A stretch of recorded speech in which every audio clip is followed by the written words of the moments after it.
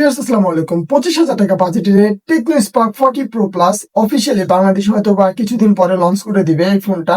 তো যেখানে 5200 mAh এর ম্যাসিভ ব্যাটারি দেওয়া আছে, মিডিয়াটেক হিলিও G200 প্রসেসর দেওয়া আছে, নতুন একটা প্রসেসর যার আন্তত স্কোর অ্যাপ্রক্সিমেটলি 4,50,000 মতো।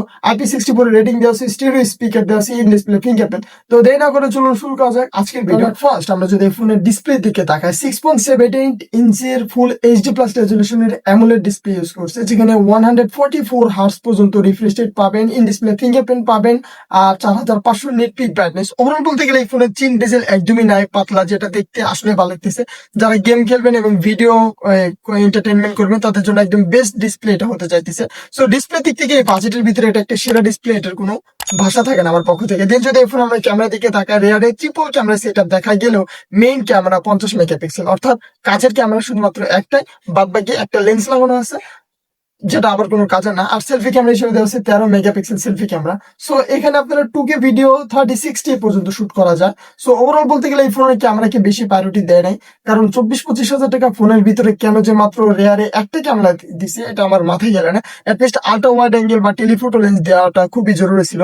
স্টেরিও স্পিকার দেওয়া আছে, which is really good. 5200 mAh এর ম্যাসিভ একটা ব্যাটারি দেওয়া আছে, 40 ওয়াটের চার্জার পেয়ে যাবেন, 30 ওয়াটের ওয়ালে চার্জিং সাপোর্ট, যেটা আসলে ভালো বিষয়, এবং 5 ওয়াটের রিভার্স চার্জিং এর সাপোর্ট পেয়ে যাবেন। ওভারঅল বলতে গেলে এখানে IP64 এর রেটিং দেওয়া আছে, স্টেরিও স্পিকার তো দেওয়া আছে, আয়ার ব্লাস্টার দেওয়া আছে, যেটা পাবেন না সেটা এক্সট্রা কোনো মেমোরি কার্ড ইউজ করতে পারবেন না, ইভেন কোনো এক্সট্রা 3.5 জ্যাকও পাইতেছেন না, যেটা আসলে থাকা প্রয়োজন ছিল।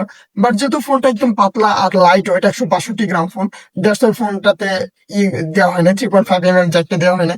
দেন যদি এই ফোনের মোস্ট ইম্পর্টেন্ট পার্ট অর্থাৎ processor, MediaTek Helio G200 processor use করছে, যার আন্তত স্কোর অ্যাপ্রক্সিমেটলি 4,50,000।